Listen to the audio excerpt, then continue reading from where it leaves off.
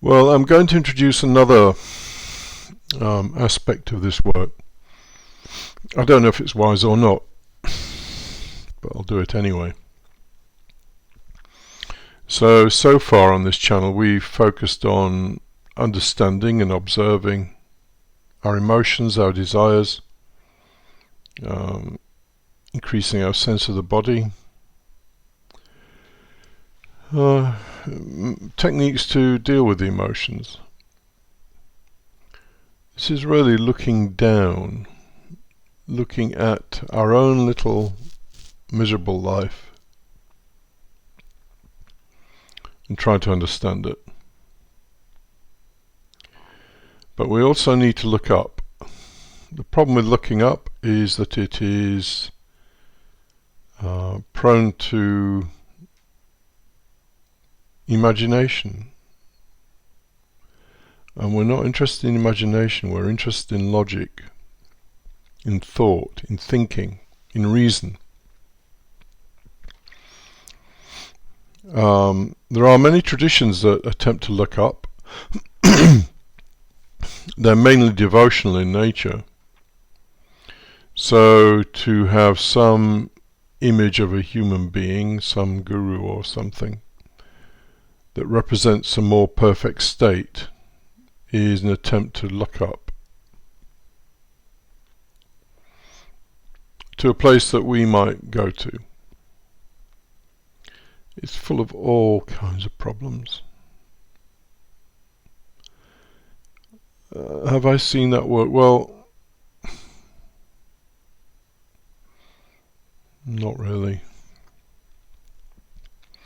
I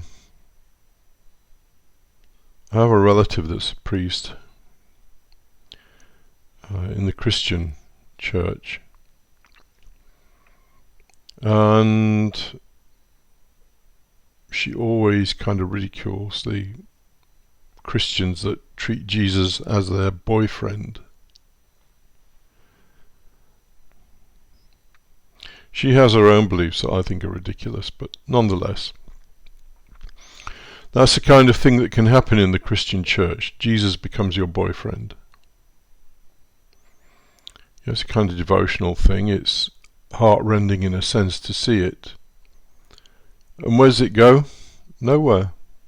It might lead to bigotry and hatred, actually. It might go to exactly the opposite place of where you intended to go to, which is very often the thing with emotional ways. You look at Osho. I mean, he tried to apply reason to what he was doing, but there was a lot of emotion, a lot of license for free sex and all the rest of it. And where did that go? Well, there's a program about the people hanging around him who were basically interested in money, and the whole thing got very corrupt.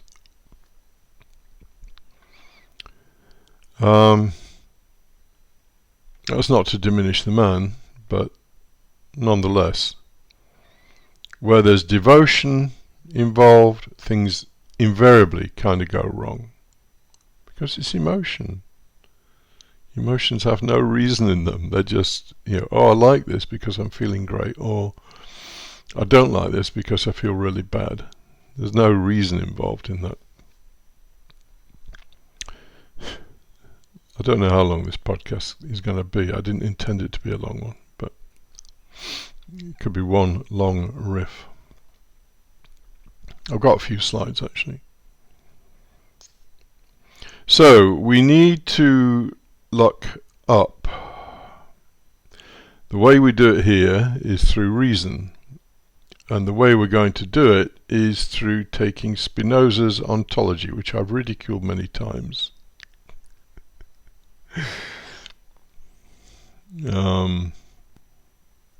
A few reasons for that, but we're going to use his ontology anyway.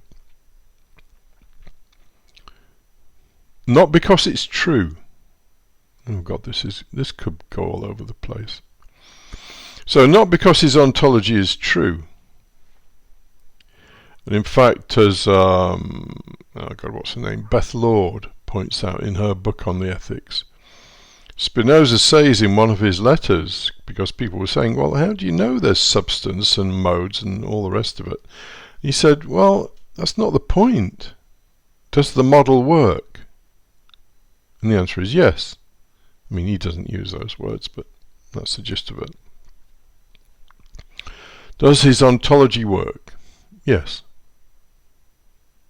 So, it's just like Isaac Newton with his laws of motion.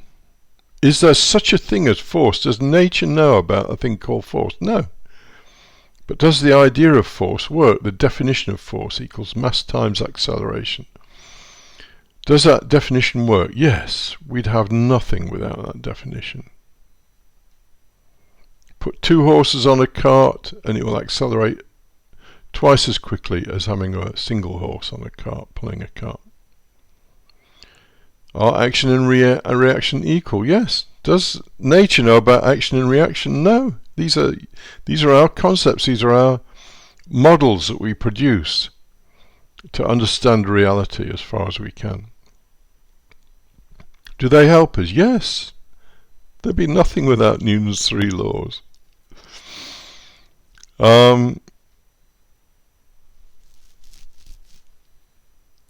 Do these laws represent ultimate reality? No. No, they are laws that work for us. So, when we look at Spinoza's ontology, is it true? Well, it's not the point. Does it work? Yes. Does it help us? Yes. And in fact, the whole of the ethics builds upwards from his ontology to this wonderful structure where he's talking about the emotions and desires and the nature of our mind and how we get caught up in all of that and how we can get out of it.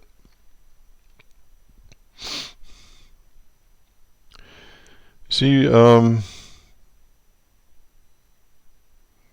my dog has no reflective mind, or reflexive, or whatever word they use. You know, he lives here and now. I don't think he even knows he's alive. I don't think there's anything in there that knows he's alive. And he lives in the here and now, which is, you know, he's read The Power of Now. In fact, he was the author of it. The ghost author of The Power of Now was my dog. Because he lives in the here and now. So it's not really a kind of thing to aspire to, is it? Anyway, but we have this mind which allows us to use logic. And if you look at the very beginning of part 5 of the Ethics, Spinoza says, if we want to understand, we use logic.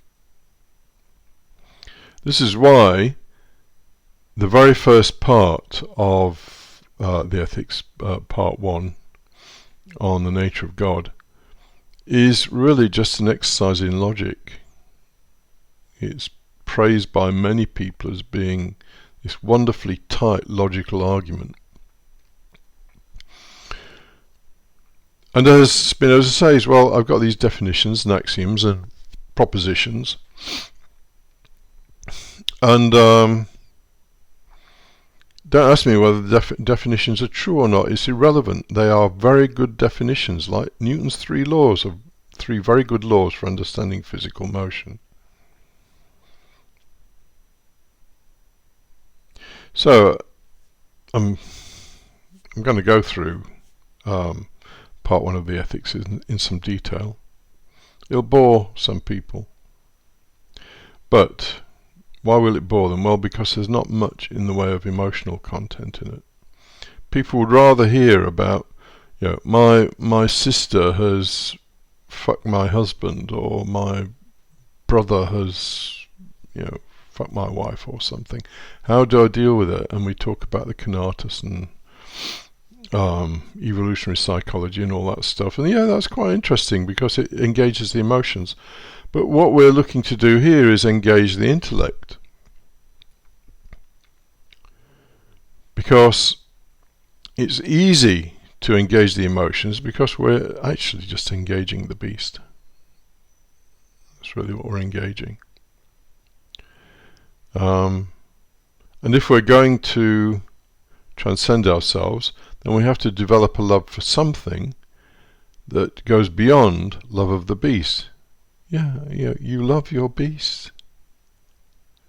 That's why you feed it chocolate and smokes and alcohol and food and sex. Because you love it, because of the pleasure it gives you. But you know all the time that your beast is mortal and it will die.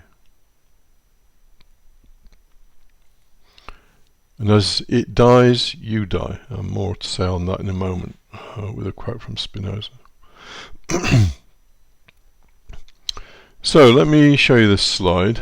It's a quote from a book on, I've got 3 or 4 books on evolutionary psychology. I can't remember this.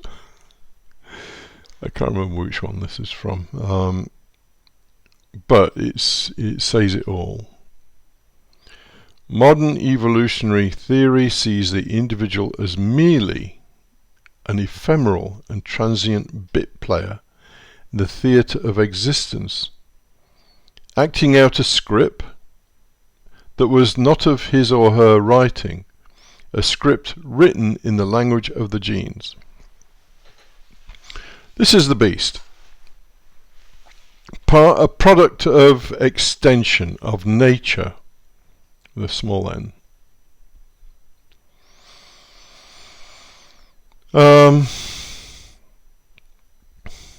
And almost everybody you see will be defined by this. Sees the individual as merely an ephemeral and transient bit player. What's a bit player? Well, the bits are the programming of the DNA. An ephemeral and transient bit player in the theatre of existence, acting out a script that was not of his or her writing. Your life is following a script that was not of your writing. It's determined by your genetics to a large extent and your conditioning. How the environment has conditioned you. And how the environment conditions you is dependent on your genetics. Something may happen to one person and it affects them very badly. Same thing happens to somebody else and they kind of brush it off. So, this is what we've been studying to a large extent. The nature of the life of the beast. Procreation. How a good deal of our life is dedicated towards serving the sex drive. Yeah, but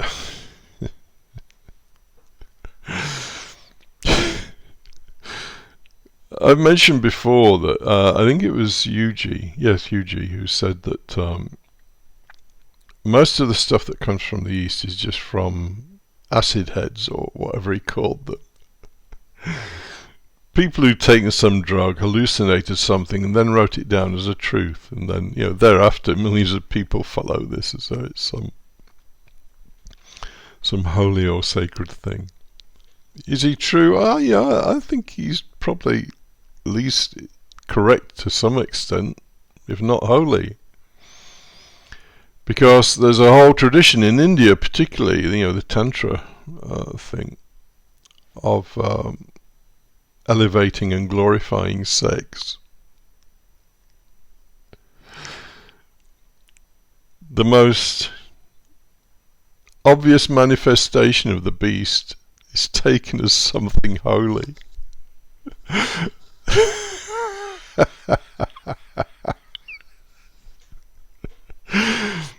It's fucking hilarious. And I'm not going to go on, but the traditions from the East, they amuse me. Become a mindless blob by sitting and meditating. I've done it. doesn't go anywhere. So,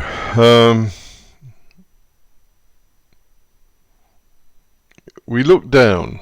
I mean, Spinoza said we have to understand basically we have to understand our beast, our desires and our emotions and our ambitions. Because if we can't get to an understanding of it and kind of calm it down a bit, then we've no chance using reason to look upwards instead of looking down.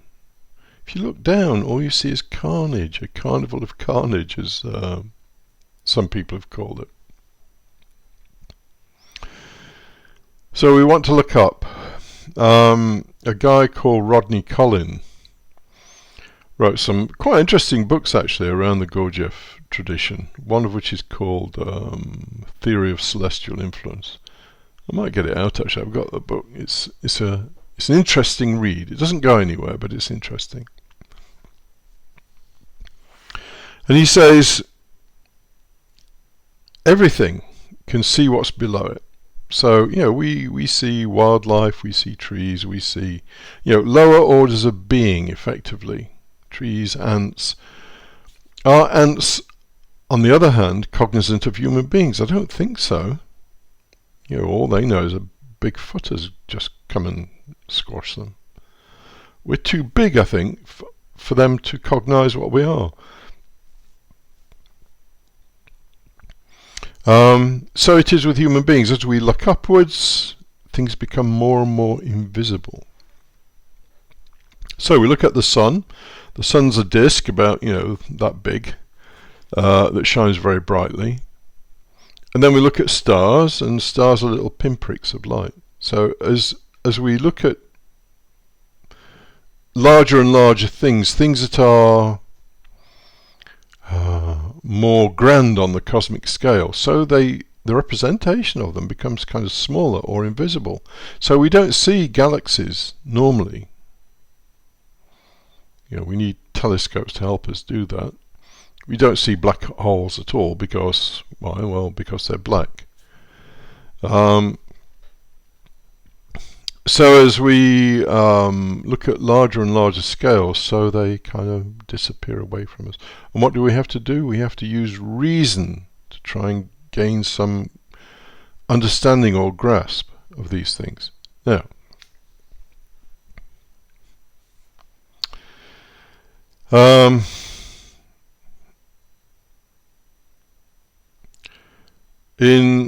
certainly in the Gurdjieff tradition and other traditions I've come across, it's very necessary to invoke the grand, how can I put it? Let me use the kind of semi-woo-woo language, and I'll elaborate on that. So we have to emulate the higher for it to find a home in us. Which is what, most kind of religious and spiritual stuff is about. We emulate the guru in some kind of way, maybe through some kind of practice, in the hope that whatever the guru's got, which is usually nothing, but whatever the guru's got, we get. So it's basically this fake it until you can make it thing. The problem with most fake it till you make it is that it can get lost in imagination and emotions and all kinds of stuff like that. But what we're looking at here is, with Spinoza, is fake it till you make it using reason. So Spinoza has his ontology, which is effectively a model of existence, and we absorb that and think about it and all the rest of it, not because that model of existence is existence or is God, but because it gives a place within us for the higher to come into the lower. That's the only way I can put it. I don't like using the terms higher and lower, but I can't think of any others.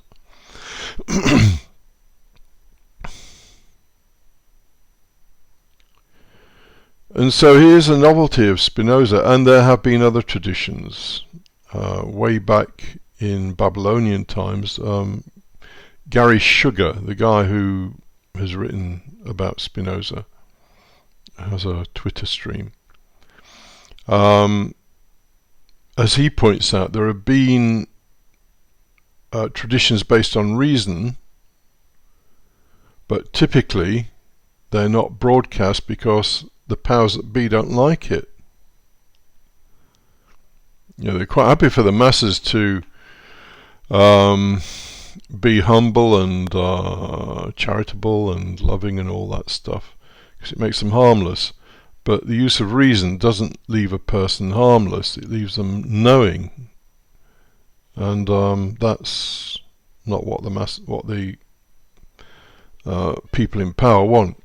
So the way of reason has always been kind of a bit subversive and underground.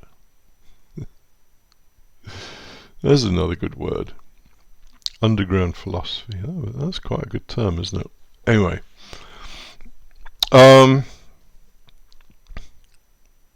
So we have to emulate something that is higher to give a space for it to come into us. This is a very big theme in the Gurdjieff work.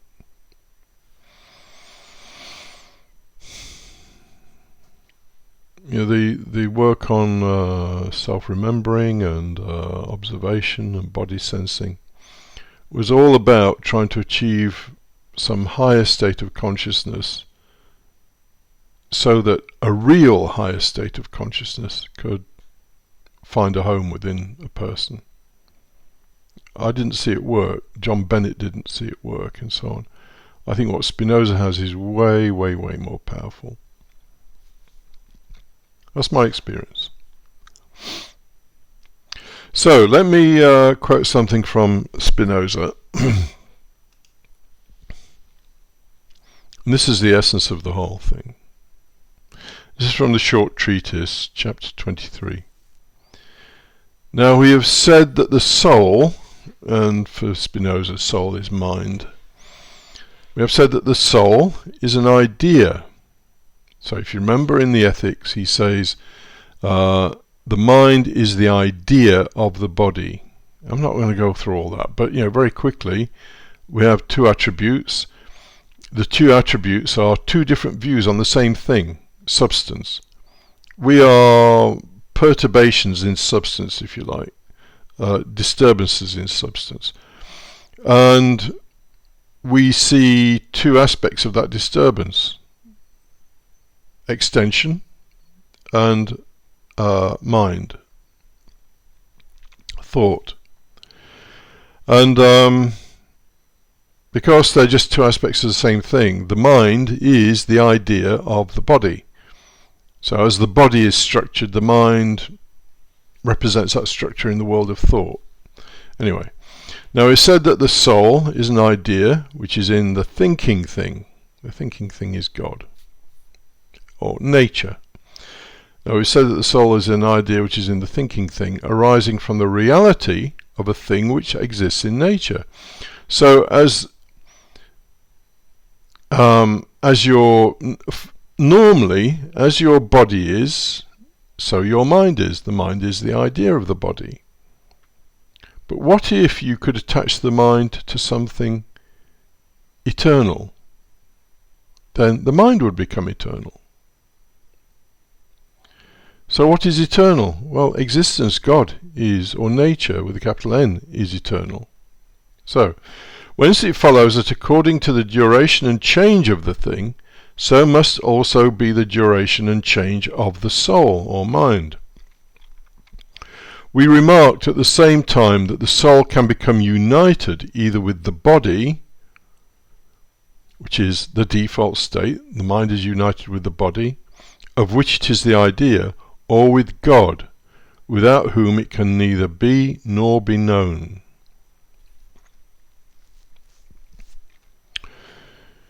So, if you want some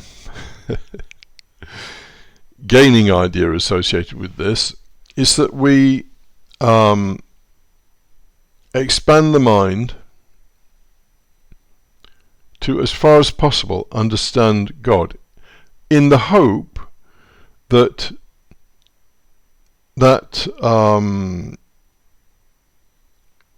whatever you want to call it, that mental construction within us, or that thing that we build within us, allows something real to come. We give it a place, something real, something maybe infinite and eternal, to come into us, instead of us just being basically beasts.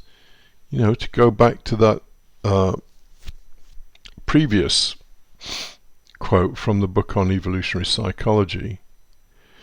The individual is merely an ephemeral and transient bit player in the theatre of existence, acting out a script that was not of his or her writing. The beast. This is all very simple, really. The beast is what we are by default. And because it is programmed in a certain way, to fight like hell to survive and to procreate, we are driven by these instincts and desires that destroy us. Nature doesn't care. But what Spinoza is saying is that we have the opportunity to go beyond that sort of existence. I'm just going to have a look for that bit at the end of the ethics. Just excuse me a minute, because it's beautiful and it really states what this is all about. Where the fuck is it? Yeah, let's see if we can get to it. My computer's running hot, I don't know why. Here we go. If the road I have pointed out as leading to this goal, which is basically what he calls variously salvation, blessedness, if the road I have pointed out as leading to this goal seems very difficult, yet it can be found. Indeed, what is so rarely discovered is bound to be hard.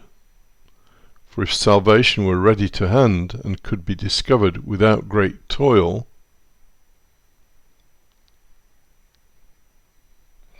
we're all suckers for toil here. For if salvation were ready to hand and could be discovered without great toil, how could it be that it is almost universally neglected? All things excellent are as difficult as they are rare. And that is so true. Never a true word spoken. Anyway, I think that's about it. Just to summarize the whole thing. I'm going to be talking about Spinoza's ontology, not because it's true, but because it's a workable model. And going into the details of part 1 of the ethics. Now, it's interesting actually that academics all flock around part 1 and part 2 of the ethics. They ignore 3, 4 and 5, which is amusing. But part 1 is a way of building a solid foundation for something that is beyond us. Our aim is to transcend ourselves. Finally, I've gone on much longer with this than I intended. This idea that reason, as Orage, Gurdjieff's right-hand man, said, is our stairway to heaven, is well acknowledged by Kant as well. He talks about objects of reason. Oh, anyway, I'm not going to go into all of that. But reason is way, way, way more powerful than people think it is. You know, reason for most people is used in a very inferior way. Just to calculate the mortgage or yeah, something like that. I mean, we have to do those things, but that's not really the the ultimate use of it. Anyway, so get ready for probably quite a bit of attention to Spinoza's ontology. Not because it's true, but because it's useful.